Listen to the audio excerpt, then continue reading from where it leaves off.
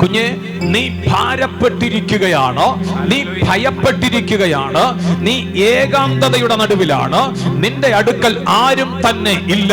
പക്ഷേ നിന്നെ കാണുന്നൊരു ദൈവം നിന്റെ അടുക്കലുണ്ട്. നിന്റെ ഏകാന്തതയിൽ ദൈവം നിന്നോട് കൂടെ ഉണ്ട്.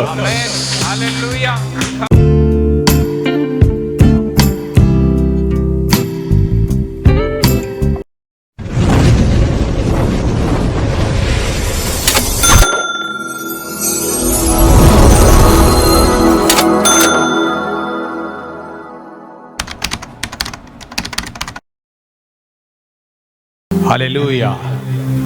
യേശുവിന് നന്ദി പറഞ്ഞു. ദൈവം പറഞ്ഞു, ഞാൻ നിന്നോട് അരുളി ചെയ്തത് ഞാൻ നിന്നെ കൈവിടാതെ ഞാനത് നിവർത്തിക്കും. വചനം പറയാണ്, ഞാൻ നിന്നോട് അരുളി ചെയ്തത് ഞാൻ നിന്നെ കൈവിടാതെ ഞാനത് നിവർത്തിക്കും. സന്ദർഭം യാക്കോബ് എന്ന് പറയുന്ന അനുഗ്രഹിക്കപ്പെട്ടതായ മനുഷ്യൻ. ഈ മനുഷ്യൻ, യാക്കോബ് എന്ന് പറയുന്ന മനുഷ്യന് പദ്ധൻ അരാമയിലേക്ക് യാക്കോബിനെ തന്റെ അപ്പനാകുന്ന ഇസ്ഹാക്ക് അനുഗ്രഹിച്ച് പറഞ്ഞു വിടുകയാണ്. അപ്പന്റെ അനുഗ്രഹം വാങ്ങി ജ്യേഷ്ഠാവകാശം തട്ടിയെടുത്ത ഈ യാക്കോബ് താൻ യാത്ര ചെയ്യുകയാണ്. യാത്ര ചെയ്യുന്ന സമയത്ത് സൂര്യൻ അസ്തമിച്ച് ഇനി തനിക്ക് മുൻപോട്ടൊരു യാത്ര സൗകര്യപ്രദമല്ലാതെ വന്നതുകൊണ്ട് താനൊരു ഭാഗത്ത് വിശ്രമിക്കാൻ തീരുമാനിച്ചു.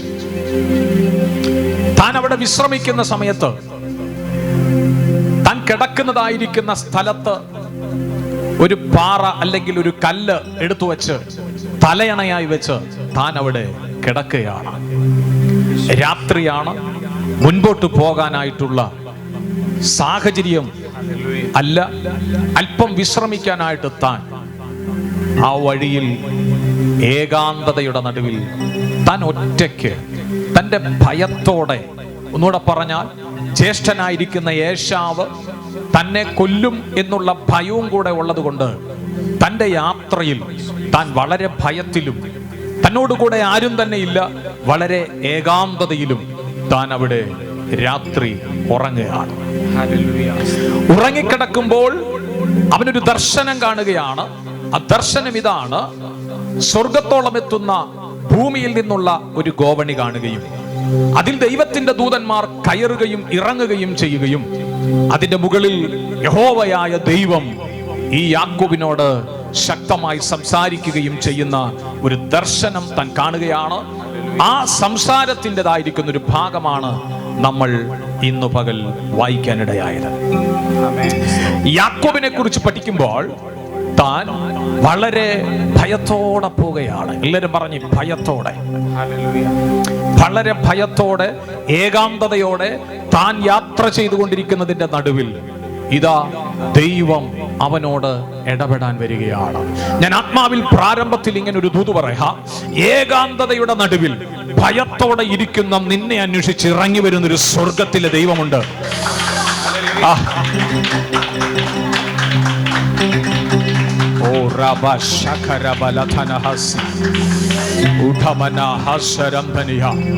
നോക്കണം, ഈ വളരെ ഭയത്തോടെ ഇരുന്ന് വളരെയധികം ഭാരത്തോടെ ഏകാന്തതയോടെ ഇരിക്കുന്ന ആ കിടക്കുന്ന യാക്കോബിന്റെ അടുക്കലേക്ക് ദൈവത്തിന്റെ ഇടപെടൽ കടന്നു വന്നു. കാരണം കുഞ്ഞെ, നീ ഭാരപ്പെട്ടിരിക്കുകയാണ്, നീ ഭയപ്പെട്ടിരിക്കുകയാണ്, നീ ഏകാന്തതയുടെ നടുവിലാണ്, നിന്റെ അടുക്കൽ ആരും തന്നെ ഇല്ല. പക്ഷേ നിന്നെ കാണുന്നൊരു ദൈവം നിന്റെ അടുക്കലുണ്ട്. നിന്റെ ഏകാന്തതയിൽ ദൈവം നിന്നോട് കൂടെ ഉണ്ട്.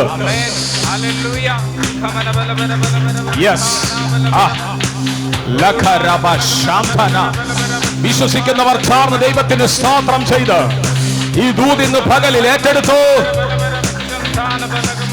Arabalata Rakalaba Shampana